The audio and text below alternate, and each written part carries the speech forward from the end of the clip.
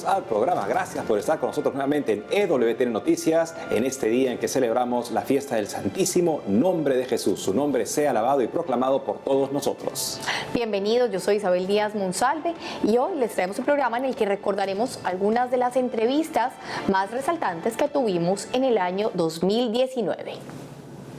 Y empezamos el noticiero recordando una entrevista que tuvimos con el padre Pedro Aguilar, director de comunicaciones de la Conferencia Episcopal de Venezuela, quien nos habló sobre cómo se vivió uno de los episodios más difíciles de la historia de ese país, una realidad que aún no cambia, ya que la tensión política se agudiza cada día más en esta nación.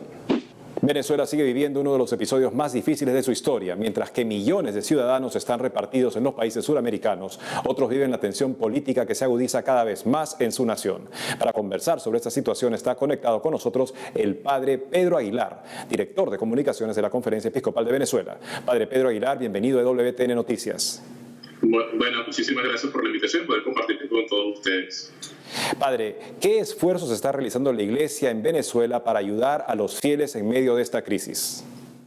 La preocupación de la Iglesia siempre ha estado justamente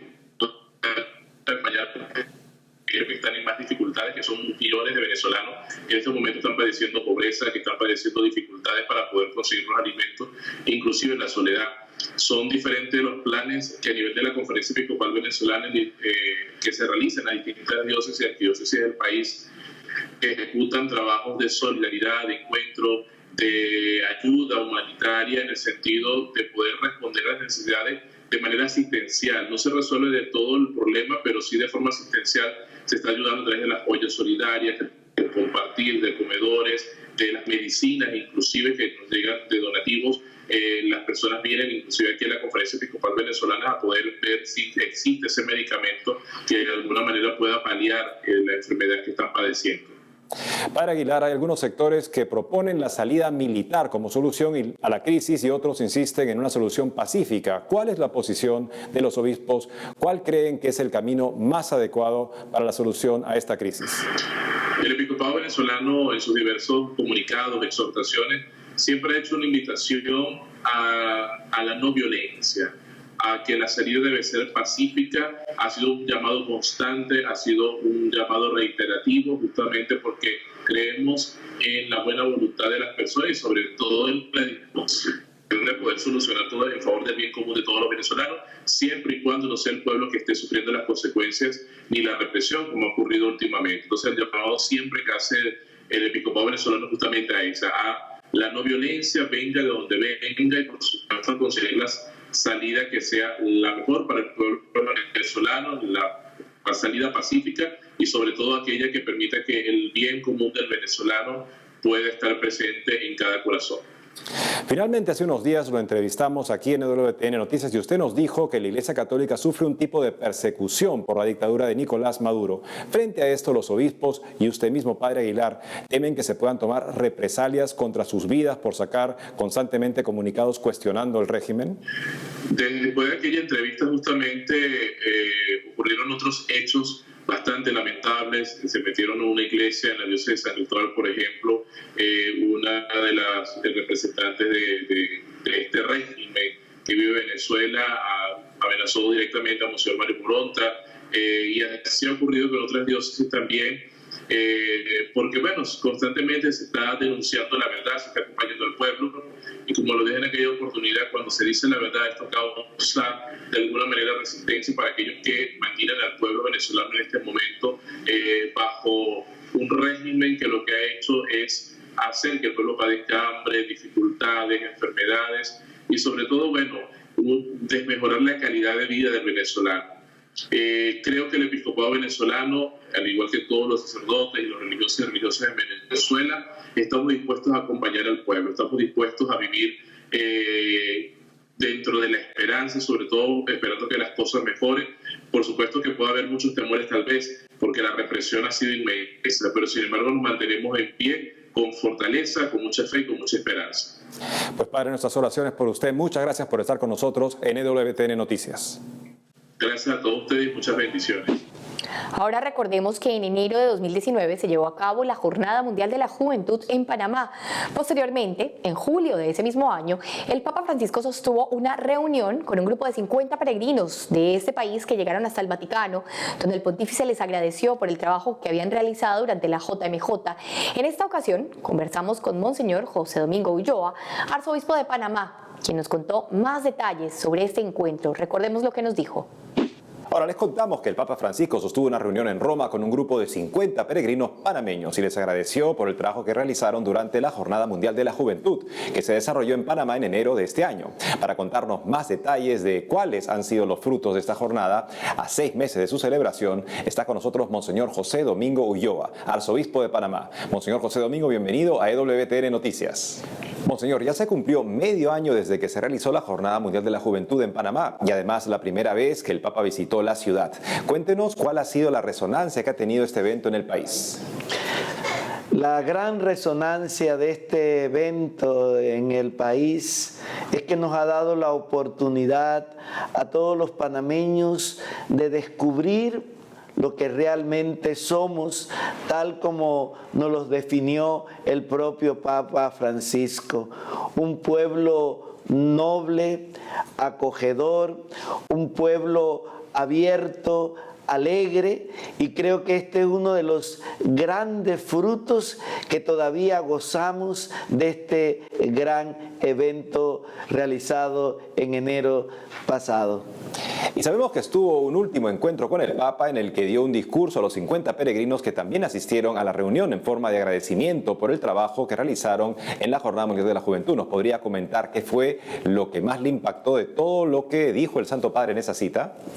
Lo que más nos ha impactado fue la forma tan paternal del Papa dirigirse hacia nosotros y también de expresar la gratitud por todo el esfuerzo que como iglesia y como país nosotros realizamos y cómo el Papa pudo hacer una síntesis de lo que le había impactado, desde ese concepto que nos dice el Santo Padre, la capacidad de agradecer. Nos agradeció por haber pensado en tanta gente.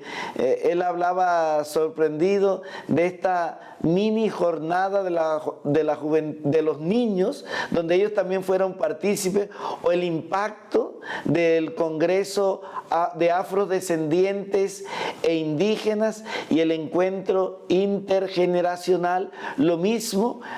Cómo se vivió todo desde la perspectiva de la Laudato Si, a través de la toma de conciencia de la necesidad nuestra de poder cuidar nuestra casa común. Y al final siempre manifestaba la sorpresa de él de encontrarse con un pueblo tan alegre, tan acogedor, que incluso le sorprendió que para los padres de familia el poder levantar a sus niños era la forma de poder manifestar sus triunfos, y los hijos son como un gran trofeo que querían presentárselo para que él los bendijera.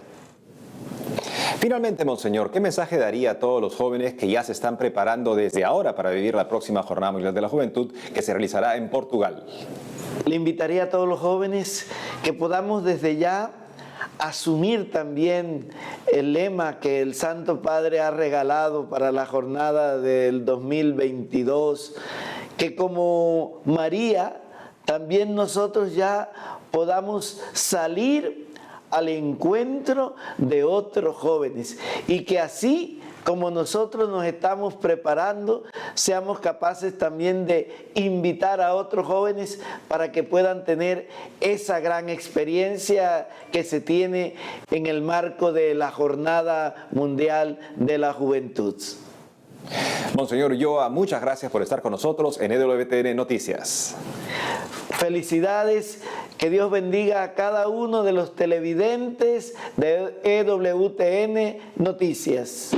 Y nos vamos hasta Perú, donde tuvimos una entrevista con Monseñor Javier del Río, arzobispo de la ciudad de Arequipa, que nos habló sobre la imposición del enfoque de género o ideología de género en el Currículo Nacional de Educación Básica Continua y que desató una gran polémica en el país. Recordemos.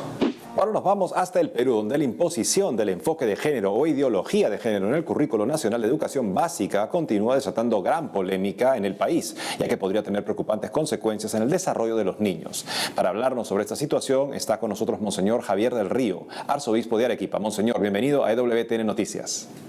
Muchas gracias y un saludo desde aquí a todos los amigos que nos siguen a través de este importante programa de noticias. Monseñor, usted que se ha expresado abiertamente en contra de la imposición del enfoque de género en las escuelas peruanas y que por ello ha sido criticado en los medios locales, ¿qué consecuencias cree que tendrán esos textos escolares con enfoque de género? Bueno, como lo hemos dicho muchas veces, en realidad lo que quieren llamar enfoque de género no es otra cosa que la imposición de una ideología contraria a la naturaleza humana y que tiene por finalidad, por un lado, hipersexualizar a nuestros niños y a nuestros adolescentes y al mismo tiempo imponerles un pensamiento que no responde a la realidad de las cosas y en consecuencia puede pervertir la comprensión de los niños sobre lo que es la naturaleza humana. Frente a este panorama, ¿qué medidas cree usted que debe seguir tomando la Iglesia? Bueno, nosotros como Iglesia nos hemos pronunciado tanto desde la Conferencia Episcopal, siguiendo por supuesto el magisterio del Papa Francisco, que ha dicho en repetidas oportunidades que se trata de una colonización ideológica, y también ha dicho que es un crimen enseñar este tipo de teorías a los niños y en consecuencia, repito, siguiendo el magisterio del Papa Francisco, nos hemos pronunciado todos los obispos del Perú en comunicados conjuntos y diversos obispos, cada uno desde su propia sede.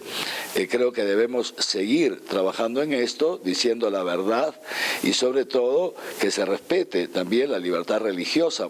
La libertad religiosa no es solamente libertad de culto, sino también es el derecho humano fundamental de los padres a educar a sus hijos conforme a su propia fe y a las creencias morales que de ellas se derivan. Finalmente sabemos que usted también se ha pronunciado sobre la despenalización del aborto, un tema que también continúa en debate en varios países. Desde su punto de vista, ¿cómo ve la situación pro vida en el Perú? Venimos trabajando ya desde hace largo tiempo aquí en nuestra diócesis de Arequipa y en otras diócesis del Perú. Acordémonos que Lima, hasta el año pasado, su gran marcha por la vida llegó el año pasado a tener más de 700.000 personas. Nosotros en Arequipa tenemos en promedio 180.000 personas por año, que son cerca del 18% o más de la población de la ciudad que sale a las calles a celebrar. Nosotros no hacemos una marcha, sino un corso por la vida, es una celebración festiva a favor de la vida y la familia. Y lo mismo se hace en otras partes del Perú, en Piura, en Cusco, en Trujillo, en Tacna, en La Selva, en Moyobamba, etc. Entonces, gracias a estas manifestaciones y al trabajo que venimos realizando también en la formación de los padres de familia, de los niños, en los colegios, nosotros tenemos en Arequipa un curso para jóvenes pro vida que lo damos todos los años y cada año son más jóvenes. Damos estos cursos también en parroquias, en colegios, también a nivel de gremios profesionales, instituciones públicas y privadas. Entonces, yo creo que con todo este ambiente, y de hecho las encuestas lo ponen de manifiesto, todavía la gran mayoría de peruanos están en contra del aborto, como también están en contra del denominado matrimonio gay o la adopción de niños por partes de parejas homosexuales. Monseñor Javier del Río, muchas gracias por estar con nosotros en EWTN Noticias. Gracias también a ustedes y muchas felicitaciones por el trabajo que realizan. Amigos, tenemos que hacer una pausa, pero ya regresamos en breves minutos con este programa de recuento de las entrevistas más resaltantes del 2019.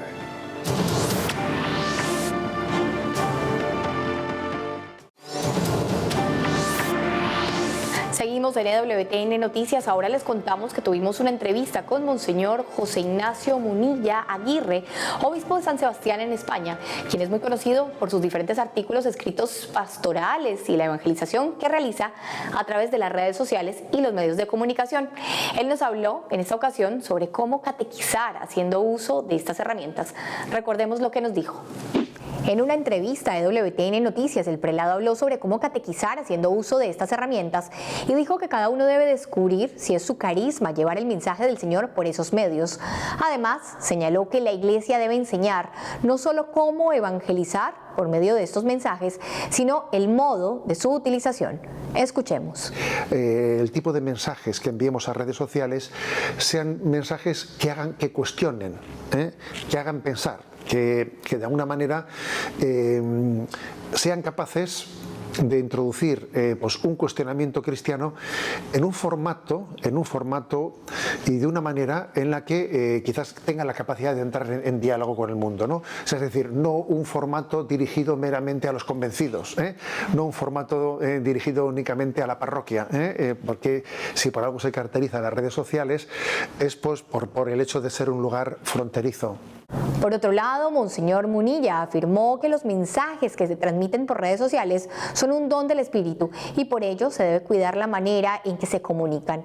Según indicó, muchas veces el contenido puede ser breve y profundo. Sin embargo, señaló que también existe un riesgo porque estamos en una generación de la superficialidad y la dificultad de abordar un contenido. La brevedad es un riesgo de superficialidad, pero uno no puede, yo creo que, tomar excusa de ese riesgo para no apostar por la posibilidad de transmitirlo. Si el Señor fue capaz de decir tanto, tan sencillamente, obviamente se puede transmitir mensajes profundos con pocas palabras.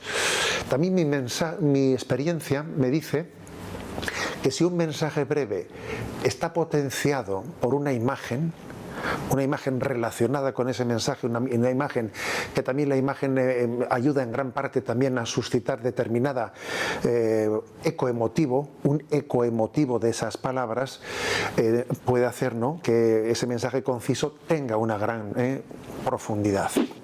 Y vamos a México, donde en noviembre del año pasado el padre Daniel Portillo, director del Centro de Investigación y Formación Interdisciplinar para la Protección del Menor, nos brindó una entrevista en la que contó acerca de la primera edición del Congreso Latinoamericano sobre la Prevención del Abuso de Menores, que se realizó en la Universidad Pontificia de México.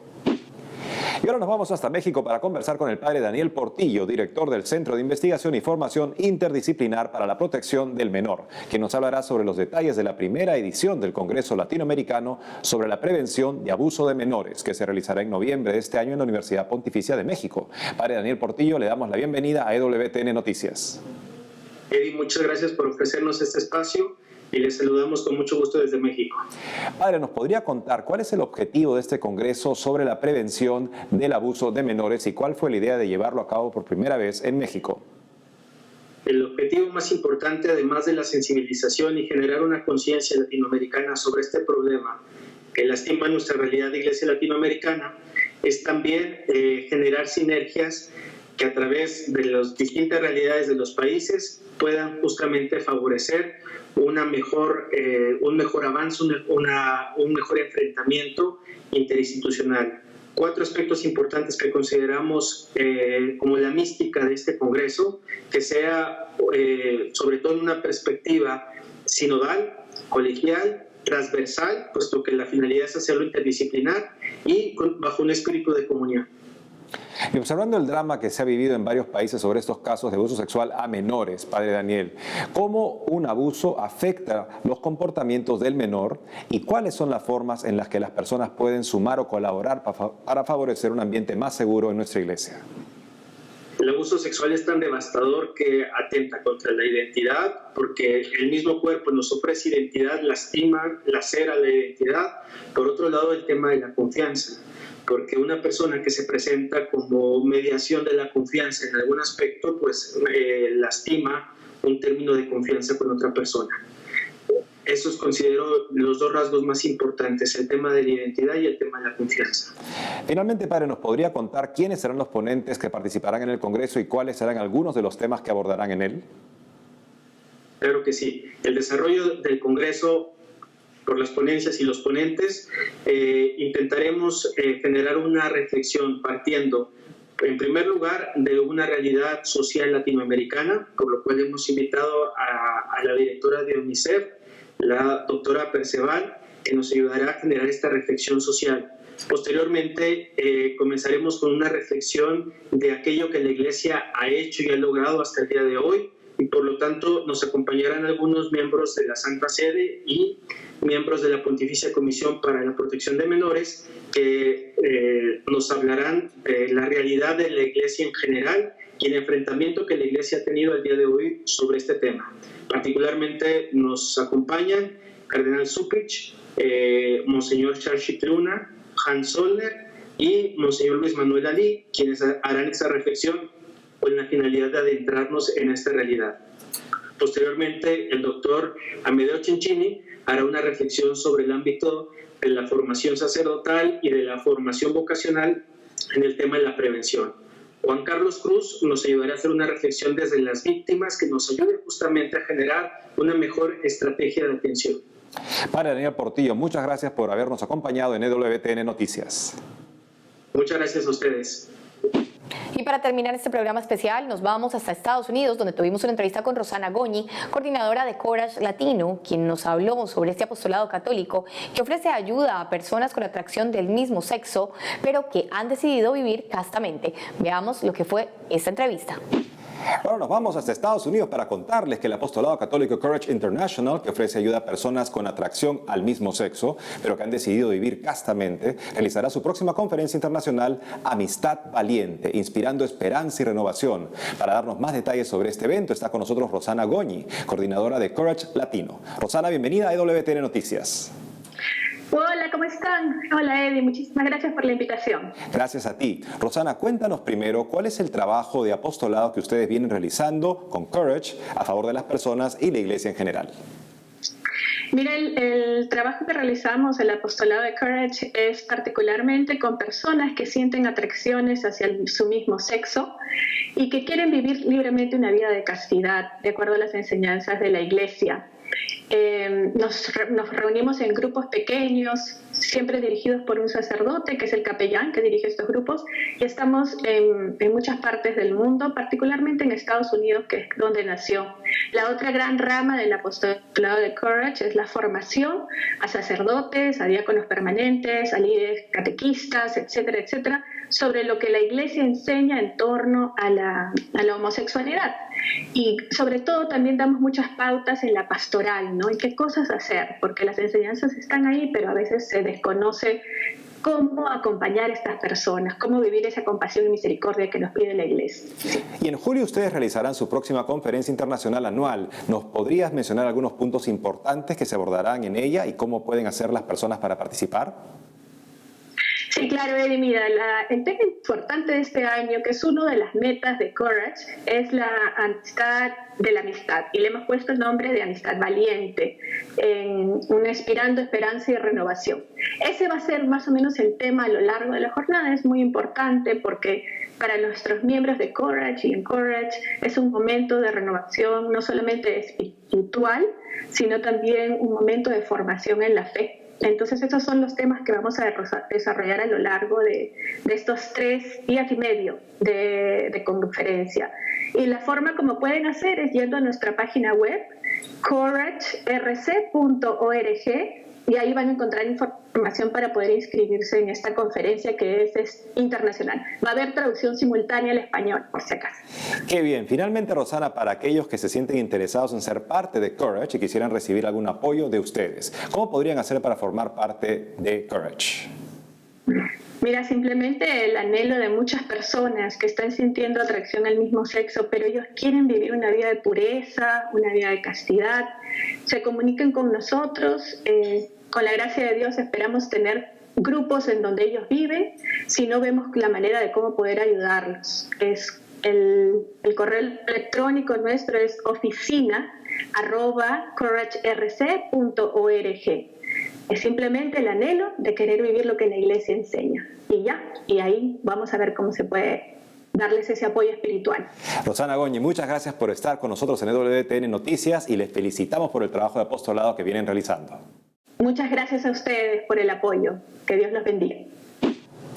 Una gran entrevista que tenemos que recordar porque es un apostolado muy importante para la iglesia, el poder acoger con gran misericordia y acompañar a personas que tienen esta tendencia y esta atracción a personas del mismo sexo, el poder acompañarlas, que no se sientan solas, que en este camino y dentro de la iglesia hay espacio para ellos, que el Señor los ve con infinita misericordia y que pueden hacer un camino de virtud y castidad. Los católicos tenemos una gran responsabilidad social hacia las personas que experimentan esta tendencia, porque de no encontrar un ambiente en el cual puedan vivir en la verdad en la iglesia, pues entonces buscarán otro ambiente para socializarse y serán lamentablemente estos lugares donde empiezan a depredarse unos a otros. Todos estamos en peligro de un mundo agresivo, particularmente estas personas que justamente experimentan esa presión a normalizar este tipo de atracción y que son particularmente perseguidos justamente cuando se oponen a esa normalización y dicen: yo no soy gay, yo soy una persona que experimenta esas tendencias homosexuales,